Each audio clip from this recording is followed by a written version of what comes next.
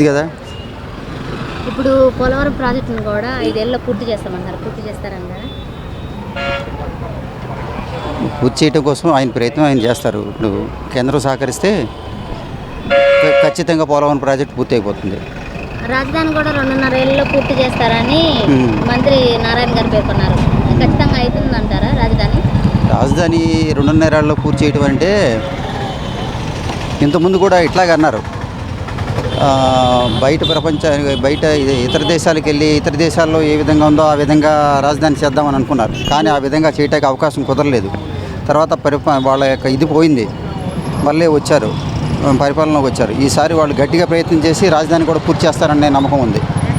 ఇప్పుడు తాడేపల్లిలో వైసీపీ కార్యాలయాన్ని కూల్చేశారు కదా సార్, దానిపై మీ అభిప్రాయం? అలాంటి కరెక్ట్ కాదండి.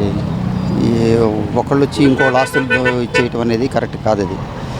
అది ఒక రకంగా రివెంజ్ తీసుకున్నట్టు ఉండిద్దేమో కానీ అది పద్ధతి కాదు. అట్లాంటివి లేకుండా మామూలుగా మంచిగా సుపరిపాలన ఇవ్వటం అనేది ప్రజలు హర్షిస్తారు. ఈ విధంగా మా వైసీపీ మీద కక్ష సాధింపులు సాధిస్తున్నారని జగన్ గారు పేర్కొనడం జరిగింది. చంద్రబాబు గారు ఈ విధంగా కక్షపూరితమైనటువంటి చర్యలు చేస్తున్నారని, అది నిజమేనంటారా? కక్ష సాధింపు చర్యలు చేస్తున్నారని అనుకుంటే ప్రతిపక్ష పొలంలో ఉన్నప్పుడు వాళ్ళు ఆ విధంగా ఊహిస్తారు.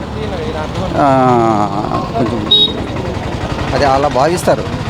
ప్రతిపక్షంలో ఉండేవాళ్ళు ఏ పని చేసినా సరే మనకి అగెనిస్ట్గా చేస్తున్నారు, అది కక్ష సాధింపు చర్యగానే కనపడతా ఉండిద్ది ఏదంటుకున్నా. కాబట్టి మనం ఇప్పుడు దీంట్లో ఉండేవాళ్ళు అంటే ఫోర్స్లో ఉండేవాళ్ళు, పరిపాలించేవాళ్ళు దాన్ని బ్యాలెన్స్ చేసుకుంటే వెళ్తే బాగుంటుందని నా అభిప్రాయం.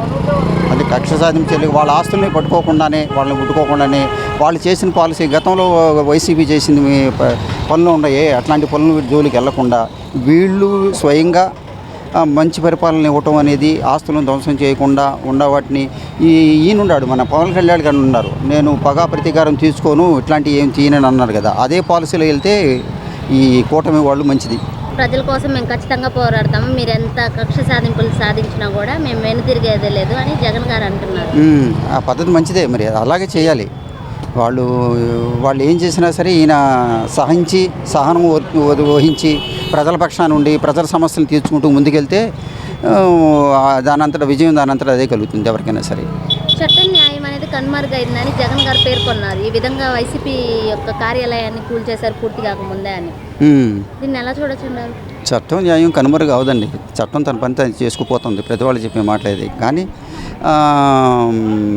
మరి ఆయన పరిపాలనలో ఎలా జరిగింది, ఇప్పుడు పరిపాలనలో ఎలా జరుగుతుంది అనేది ప్రజలు గమనిస్తున్నారు. అది అలా జరగటానికి అవకాశం లేదు. తాడేపల్లిలో కార్యాలయాన్ని కూల్చేశారు కదా సార్, దాన్ని ఎలా చూడొచ్చు అంటారు? అంటే కక్షపూరితంగా చేసి ఉంటారంటారా? చిక్కు సమస్య కదా.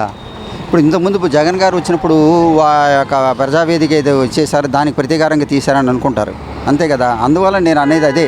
ఇప్పుడు మనం దీంట్లోకి పరిపాలనలోకి వచ్చిన తర్వాత, మనకి రాజరికం ఇచ్చిన తర్వాత ప్రజలందరినీ ప్రతిపక్షంలో ఉండే వాళ్ళని ప్రజలను కూడా సమానంగా చూడాలి. కానీ వాళ్ళు ఏదో గతంలో మనం పరిపాలనిస్తే ఇప్పుడు మన ప్రజావేదిక కూల్చేశారు, ఇప్పుడు మనం వేరే ప్రతీకారంగా ఇప్పుడు వాళ్ళ వేదికను మనం కూల్చడం అనేది సమంజసం కాదు. అలా చేయకుండా ఉంటే బాగుండేది. అంటే ఇప్పుడు కేవలం ప్రతీకారంగానే ఈ చర్య అనేది జరిగి ఉంటుందంటారా, లేకపోతే అక్రమంగా ఆయన అది టెక్నికల్ ఇష్యూ అండి. అది టెక్నికల్గా వాళ్ళు ఏమంటారంటే ఇది ప్రభుత్వం దాంట్లో కట్టబడిందని అంటున్నారు కదా, ప్రభుత్వం యొక్క దీంట్లోనూ దాన్ని బేస్గా చూపించి వీళ్ళట చేస్తున్నారు. కానీ దాని జోలికి వెళ్లకుండా ఉంటే బాగుండేది. అంటే 5 ఏళ్ల పాలన ముందుగానే చూపిస్తున్నారు చంద్రబాబు గారు, ఈ విధంగా కక్షపూరితంగా ఈ విధంగా ఇంకా రాబోయే రోజులు ఇంతకంటే దారుణంగా ఉంటాయి అని జగన్ గారు వ్యాఖ్యానించారు. నిజంగానే అలా జరిగిద్దంటారా?